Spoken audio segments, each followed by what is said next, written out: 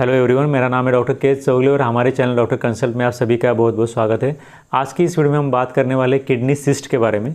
तो kidney cyst क्या होती है, किस वजह से होती है, इसके लक्षण क्या होते हैं, इसको किस तरह से डायग्नोस करते हैं, उसको किस तरह से ट्रीट किया जाता है, इन सब बातों के बारे में आज हम इस वीडियो में बात करेंगे। सबसे पहली बात कि किडनी का जो बेसिक स्ट्रक्चरल और फंक्शनल यूनिट होता है उसको हम नेफ्रॉन कहते हैं, आप सभी को पता होगा।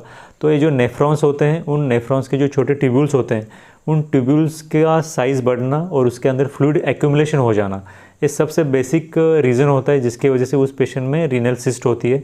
इसी के साथ साथ नेफ्रॉन के ट्यूब्यूल्स को इंजरी होना या फिर माइक्रोस्कोपिक कोई ब्लॉकेज होना, इसकी वजह से भी वहाँ पे उसका साइज़ बढ़ जाता है। मतलब कि नेफ्रॉन के जो ट्यूब्यूल्स होते हैं उनका साइज़ बढ़ जाता है और उसके अंदर फ्लूइड एक्यूमुलेट हो जाता है।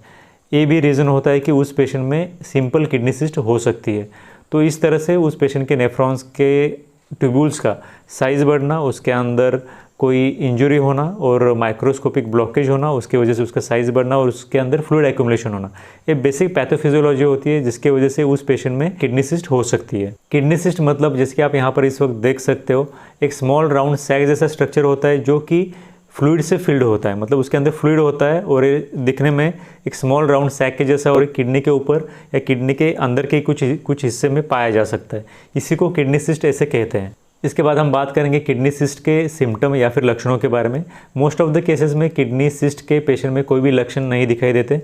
ज़्यादातर केसेस में इस तरह के किडनी सिस्ट के पेशेंट जो होते हैं वो असिम्टोमेटिक होते हैं। मतलब कि इस तरह के पेशेंट में कोई भी लक्षण नहीं दिखाई देते। कुछ पेशेंट्स में किडनी सिस्ट की वजह से लक्षण दिखाई दे भी सकते हैं और जिनमें ये लक्षण दिखाई देते हैं उनके अंदर किडनी सिस्ट की वजह से पेट के पिछले हिस्से में या फिर आगे के हिस्से में दर्द होने के साथ साथ उस पेशेंट में बुखार आना या फिर फीवर आना, इसके साथ साथ यूरिन की फ्रीक्वेंसी बढ़ना, मतलब उस पेशेंट को बार बार पेशाब के लिए जाना पड़ता है। इसके साथ साथ पेशाब के अंदर खून निकलना या फिर पेशाब का रंग काफ़ी ज़्यादा गाढ़ा होना, ये भी कुछ लक्षण है जो कि किडनी सिस्ट की वजह से उस पेशेंट में देखे जा सकते हैं।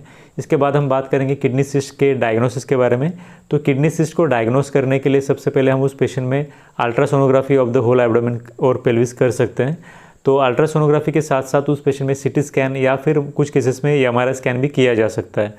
तो एक कुछ डायग्नोस्टिक टेक्निक्स है जिनके सहारे हम उस पेशेंट में किडनी सिस्ट को डायग्नोस कर सकते हैं। तो इसके बाद हम फाइनली बात करेंगे किडनी सिस्ट के ट्रीटमेंट के बारे में या फिर उसके इलाज के बारे में। ज़्यादातर केसेस में किडनी सिस्ट के लिए ट्रीटमेंट के लिए कुछ भी करने की ज़रूरत नहीं होती।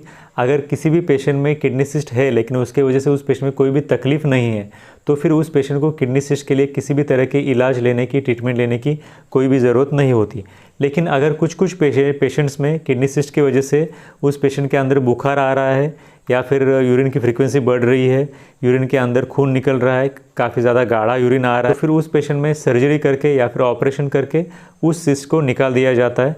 और अगर कुछ केसेस में वो किडनी सिस्ट बाकी के सराउंडिंग बॉडी ऑर्गन्स के ऊपर या फिर सराउंडिंग स्ट्रक्चर्स के ऊपर अगर प्रेशर बनाने लगती है और उसके वजह से कुछ एसोसिएटेड सिम्टम्स दिखाई देने लगते हैं उस पेशेंट के अंदर, तो फिर उस कंडीशन में भी उस पेशेंट में सर्जरी करके उस किडनी सिस्ट को निकाल दिया जाता है। दो ऐसी प्रोसीजर्स है जिनको इस्तेमाल करके हम किसी भी पेशेंट में सिंपल किडनी सिस्ट का इलाज कर सकते हैं। तो एस्पिरेशन और स्क्लेरोथेरेपी होती है। इसके अंदर उस पेशेंट के जो किडनी सिस्ट है वहाँ से फ्लूइड को एस्पिरेट किया जाता है, नीडल से पंक्चर करके उस फ्लूइड को एस्पिरेट किया जाता है और उसको टेस्टिंग के लिए भी भेज सकते हैं। और इसके सहायता से जब हम उसके अंदर का फ्लूइड एस्पिरेट करते हैं तो ऑटोमेटिकली उस सिस्ट का साइज़ कम हो जाता है और उसके वजह से आने वाले सिम्टम्स और जो एसोसिएटेड सिम्टम्स होते हैं वो भी कम हो जाते हैं। और जो दूसरी प्रोसीजर होती है वो होती है laparoscopic surgery.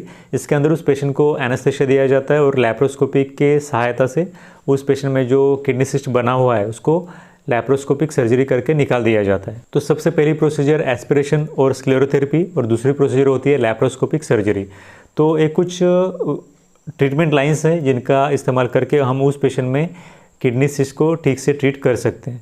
So this was in short about the simple kidney cyst. अगर आपके इसके विषय में कुछ डाउट्स है तो आप हमें नीचे कमेंट सेक्शन में ज़रूर पूछ सकते हो। Thanks for watching this video till then. Thank you very much.